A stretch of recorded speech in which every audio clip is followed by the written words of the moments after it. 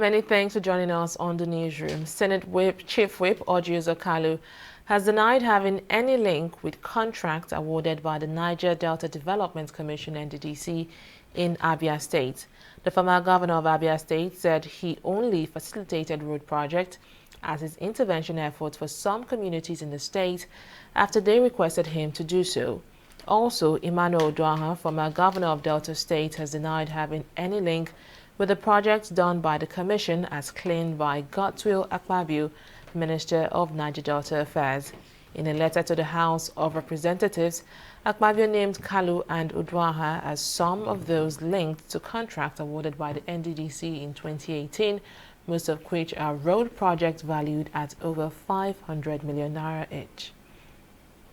Some civil society organizations have asked President Muhammadu Buhari to probe the Attorney General of the Federation, Abubakar Malami, over 14 high-profile corruption cases. In a letter sent to the President during the weekend, the CSOs listed financial fraud and influence peddling among the allegations leveled against the AGF. In the letter, the CSO said there are very strong allegations of corruption against Abubakar Malami with clear evidence, and the President must act now. They also accused the AGF of auctioning some sea vessels holding crude oil seized by the federal government. The CSO said the immediate option before the AGF is to resign and give way for full inquiry into the allegations against him. The Economic and Financial Crimes Commission (EFCC) has filed additional 7 charges against a former Attorney General of the Federation, Mohammed Adoke, over money laundering allegations involving about 400 million naira. The trial of the ex-AGF was expected to begin on Monday, but it was stalled due to the amended charges. At the resumed trial today, counsel to the EFCC informed the court of the amended charges, forcing the trial judge Justice Iyang Eko to adjourn the case until Tuesday. And to security matters now, Borno State Governor Babagana Zulum has alleged that there is sabotage in the system that will not allow insurgency to end in the northeast. He said this on Sunday when he met with the governors of Kebbi and Jigawa State, Atiku Bagudu and Baduru Abubakar, who paid him a solidarity visit over the recent attack on his convoy in Baga, a town in Borno State. Zulum said, quote, "There is sabotage in the system that will not allow insurgency end. The president has to know this very important point." He therefore called on President Muhammadu Buhari to examine the security situation in the region critically to ensure the effort of his administration was not in vain. We'll take a break here to bring you updates on our COVID-19 coverage. Stay with us.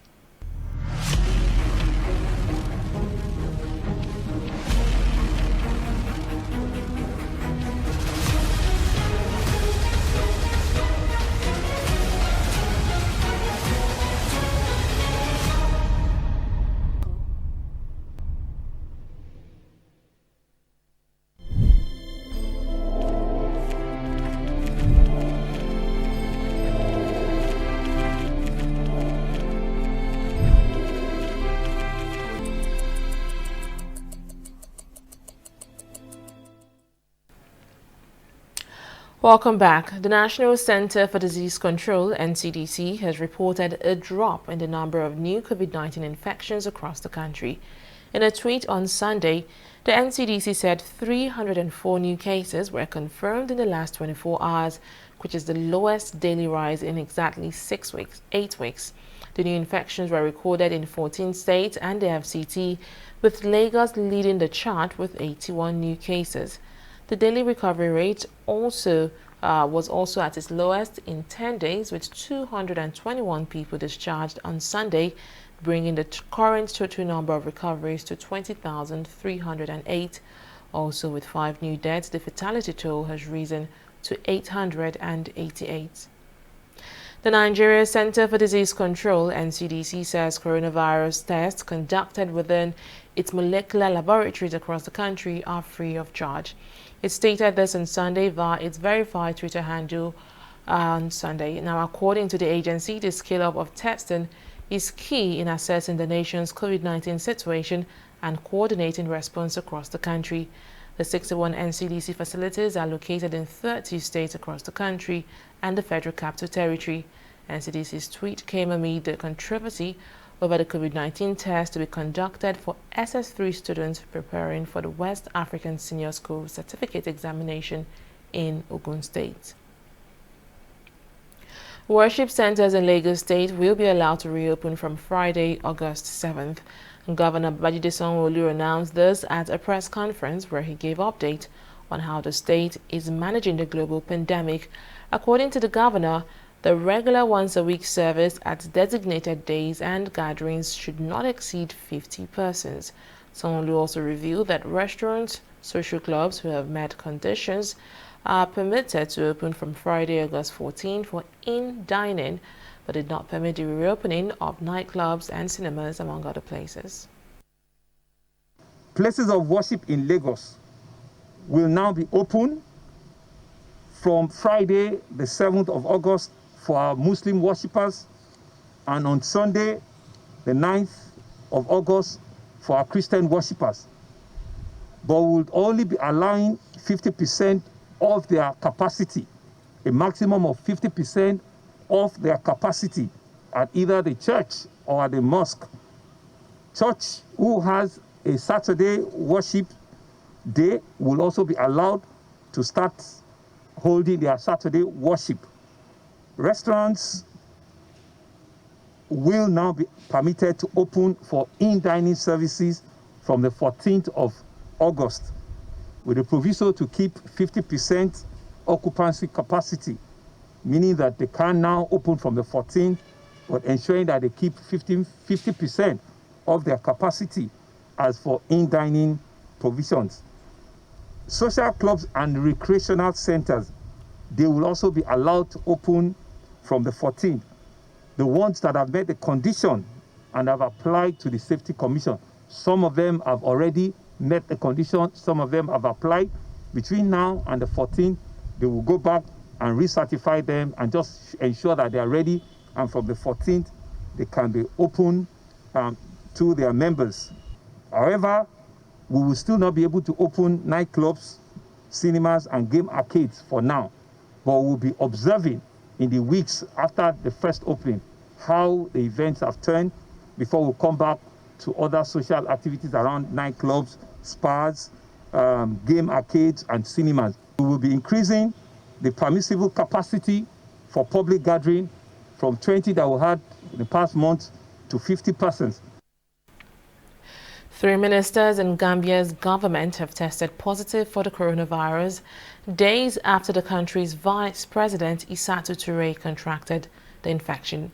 The presidency confirmed in a statement that Finance Minister, Petroleum and Energy Minister, as well as the Minister of Agriculture, have all tested positive for COVID-19.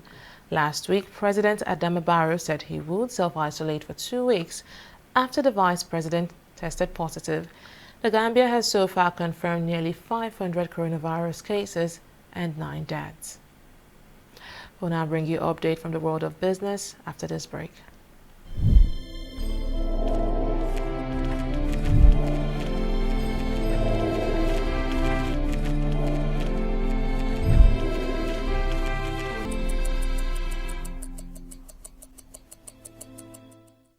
Corruption not in my country.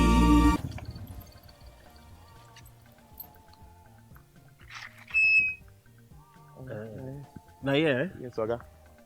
Okay. Where I go come find 300 naira change? I better try look for change now. When they do business. Hey, Timmy. Ade, bro. I be. I beg, give me 200 naira. Make I take sort out this guy. If let's say no get change.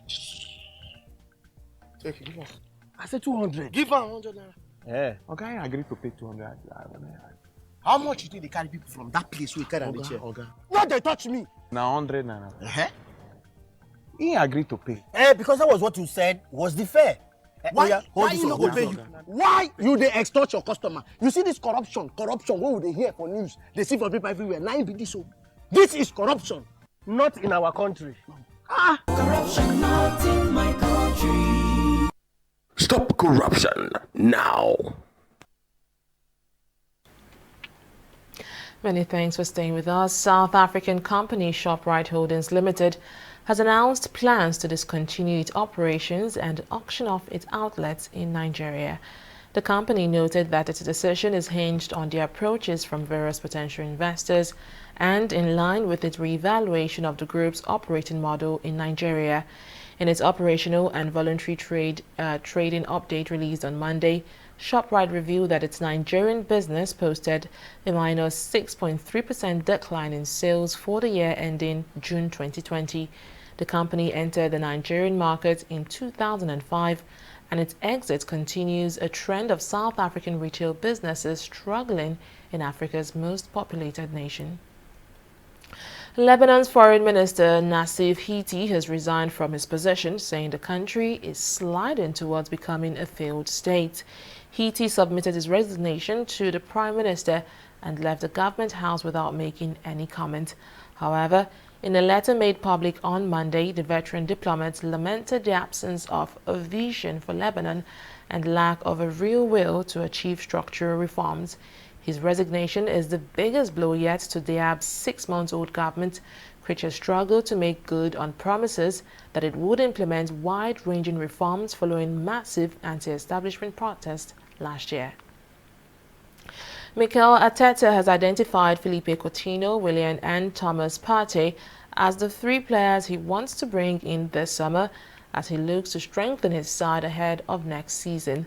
Arteta is looking to add a wealth of experience to the team and is intent in switching to a 4-3-3 system next season. Meanwhile, the Spanish football coach is also hoping to extend Pierre-Emerick Aubameyang's stay at the Emirates by offering the Gabon striker a new £250,000 a week deal.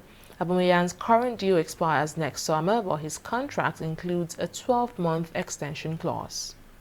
And that's the latest from the newsroom. Many thanks for joining us. Bye for now.